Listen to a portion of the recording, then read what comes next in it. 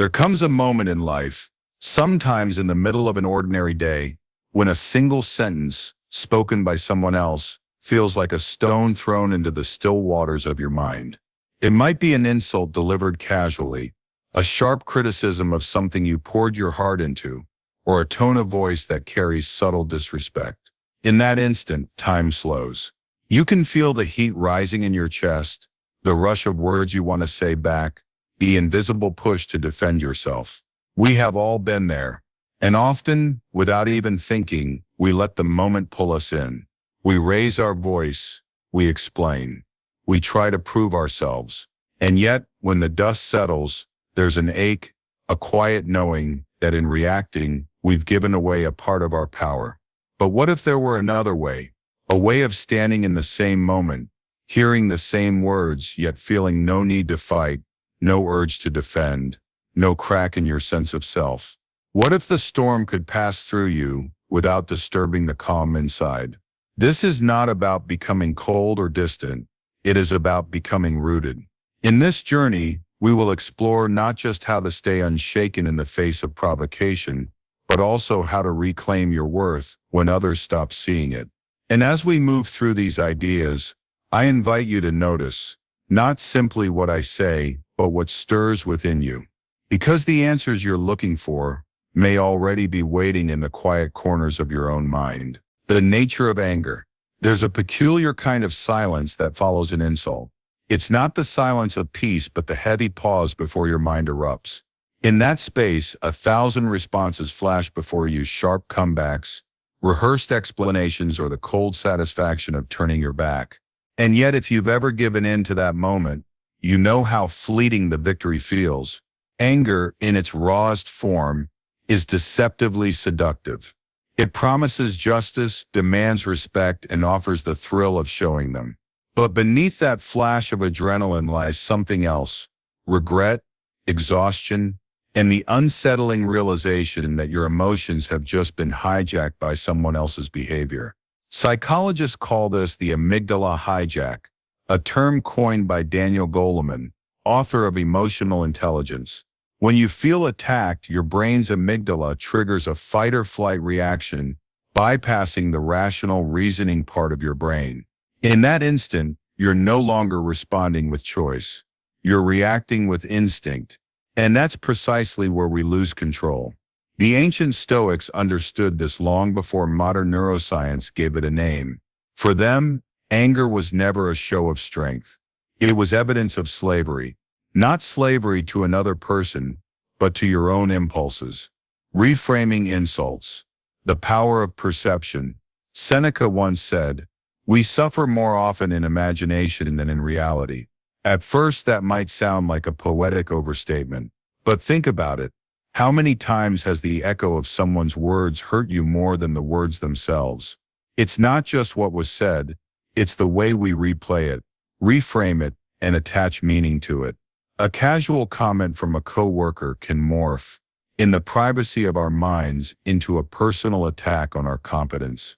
A friend's distracted tone might feel like rejection, and soon we are no longer dealing with reality. We're wrestling with a story we've built around it. Here's the liberating truth. An insult has no power until you agree with it, or until you decide it defines you. In behavioral psychology, this aligns with the concept of cognitive appraisal, the idea that emotions are shaped not by events themselves, but by the way we interpret them. Imagine for a moment that someone shouts at you in a language you don't understand. The words bounce off you, perhaps even amusing you, because you have no mental hook for them to cling to.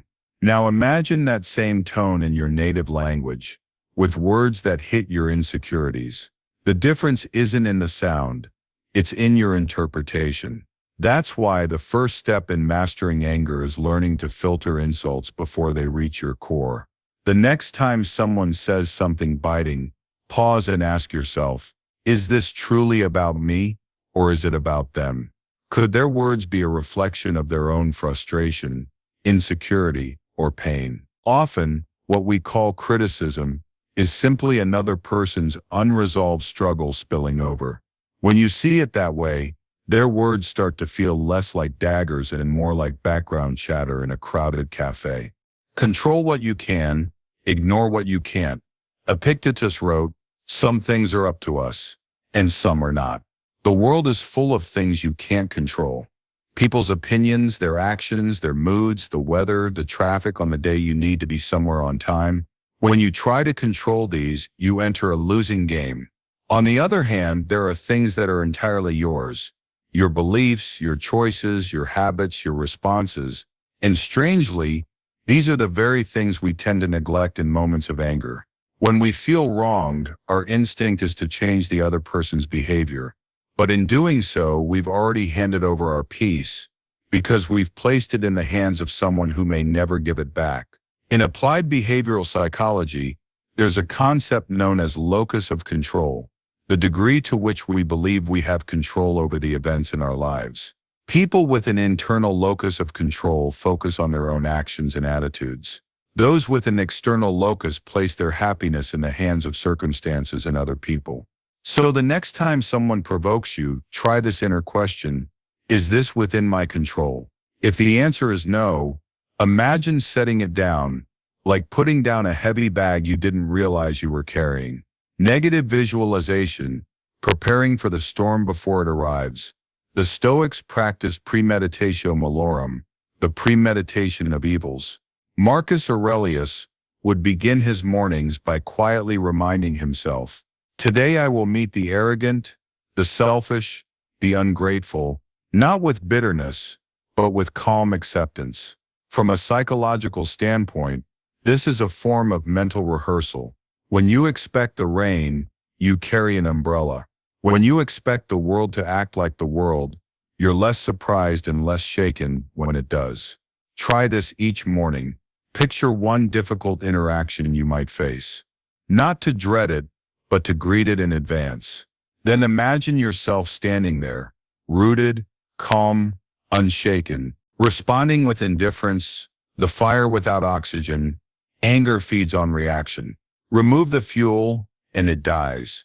Responding with indifference isn't weakness. It's proof that your mind is not for sale. This approach mirrors the behavioral principle of extinction. When a behavior is no longer rewarded, it gradually disappears. If someone's attempt to provoke you consistently meets calm detachment, their motivation to try again diminishes. You might smile and change the subject.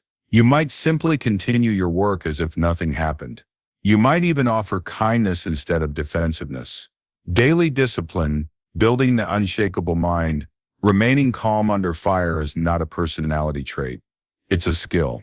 The Stoics practiced it daily through meditation, journaling, and evening reflection. Modern research on self-monitoring shows that tracking emotional triggers can lead to significant improvements in emotional regulation. Over time, patterns emerge, and triggers lose their power. Start by noting one moment each day when irritation or anger appeared. Ask yourself, what happened? Why did it matter? How could I respond better next time? Over time, you'll notice that the same words or actions no longer pull you into the storm. There's a quiet kind of strength the world rarely celebrates. It lives in the way you pause before reacting, in the steady breath you take when someone tries to pull you into their storm, and in the choice to walk away with your dignity intact. Mastering your anger is not about becoming untouchable. It's about becoming unshakable. It's the art of holding your ground without raising your voice, of knowing your worth so deeply that no insult can rewrite it. Every day you have a choice to give away your peace or to guard it, to chase validation or to grow so deeply rooted in yourself that validation comes as a byproduct, not a necessity. So here's my challenge to you for the next 7 days. When someone tries to provoke you, or when you feel the sting of being undervalued, pause, breathe. Ask yourself, is this within my control? Then choose the response that keeps your power where it belongs, with you. Because in the end, respect is not demanded, it's inspired. And the people who truly see your value will never need to be convinced of it. The question is, will you live as if your peace is worth protecting, Or will you keep handing it over to the very people who haven't earned it?